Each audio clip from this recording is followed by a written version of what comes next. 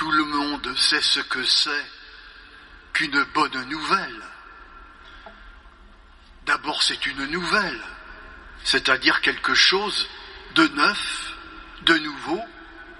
Et cette nouvelle, quand elle est bonne, elle nous fait du bien, elle met de la joie en nous, au point que c'est naturel que nous veuillons la partager, la répandre, la diffuser.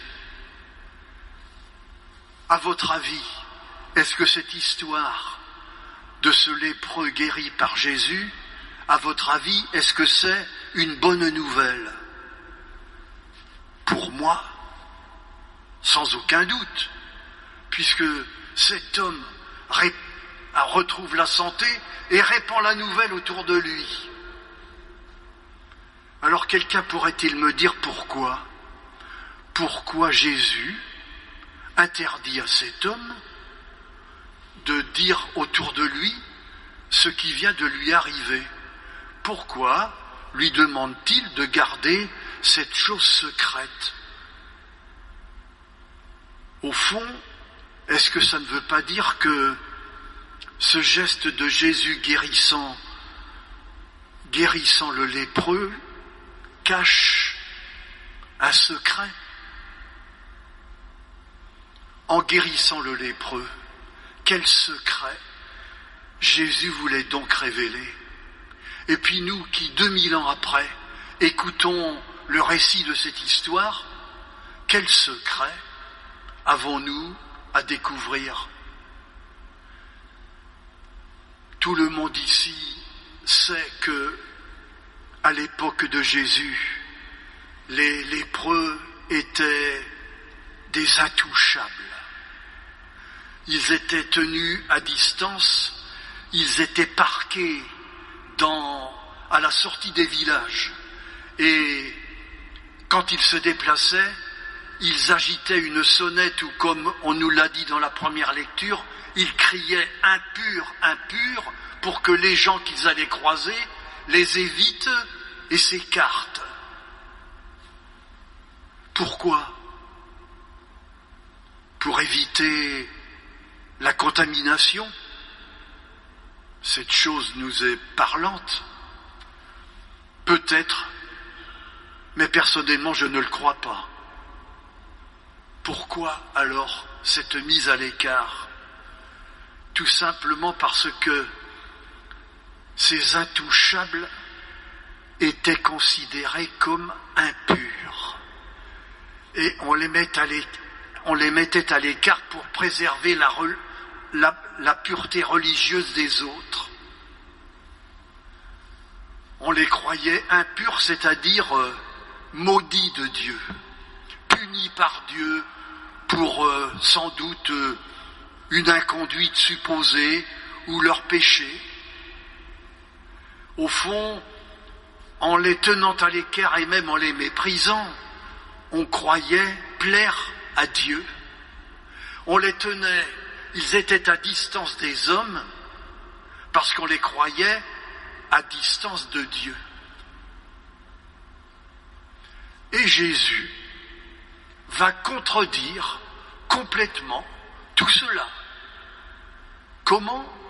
Par un geste simple, mais un geste osé, presque incroyable. Quand on se remet dans l'optique de l'époque, que fait-il? Il étend la main, il touche le lépreux, il touche l'intouchable. Il touche l'intouchable, comme pour nous signifier que, avec Dieu, il n'y a pas d'intouchable. Avec Dieu, il n'y a pas d'inguérissable. Avec Dieu, il n'y a pas d'irrécupérable. Avec Dieu, il n'y a pas d'impardonnable. Au fond,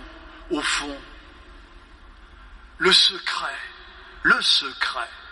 de ce geste de Jésus, de ce geste de guérison, ce n'est pas l'exploit ou le tour de force de Jésus qui lui rend la santé. le secret de geste de Jésus, c'est la révélation d'un Dieu que nous ne connaissons peut-être pas bien. Le Dieu de Jésus, avec lui, personne, tout le monde peut s'approcher de lui, tout intouchable peut le toucher, il est accessible, il est touchable par n'importe qui. Et c'est sa joie à Jésus et à Dieu. Quand nous entendons un récit pareil, 2000 ans après, quel secret avons-nous à découvrir? Découvrir qu'il y a des lépreux? Bien sûr, il y en a, mais on devine bien que l'Évangile n'oriente pas notre regard dans cette direction. L'Évangile nous pose cette question. Et pour nous, aujourd'hui, où sont les intouchables? Qui sont les intouchables et mis à distance? Je ne connais pas de groupe, je ne connais pas de famille qui n'ait ces intouchables et ces lépreux. Vous savez, ces gens qui, parce qu'il y a eu des drames ou des circonstances pénibles, ont fini par être oubliés, avec qui on n'a plus de relation, alors que les intouchables, je ne connais pas de groupe ou de famille qui n'ait ces intouchables. Ce sont des personnes, parfois, ça peut être des groupes, des peuples, mais aussi, nous-mêmes. La lèpre peut être en nous, et peut-être que nous avons parfois cette espèce de regard sur nous-mêmes qui nous croyons à distance de Dieu parce que nous avons commis peut-être un acte qui nous fait honte ou des choses qui nous paraissent parfois irréparables. La bonne nouvelle de ce récit simple, c'est que avec Dieu, personne n'est intouchable.